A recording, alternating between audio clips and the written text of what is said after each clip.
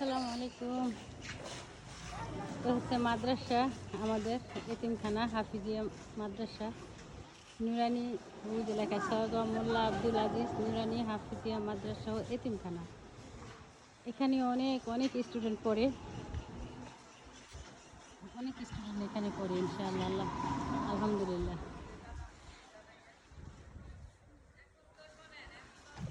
সুন্দর একটা পরিবেশ।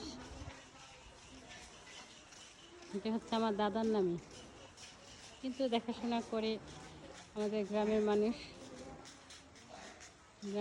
মানুষগুলো এত সহযোগিতা করে মাদ্রাসাটা নিয়ে, অনেক অনেক অনেক কৃতজ্ঞ গ্রামের সবার জন্য। এখানে যে হুজুর ইমরান ইমরান হুজুর, উনিও একজন ভালো একজন উদ্যোক্তা, অনেক সুন্দরভাবে পরিচালনা করে এই মাদ্রাসাটাকে। আমরা তার কাছে কৃতজ্ঞ।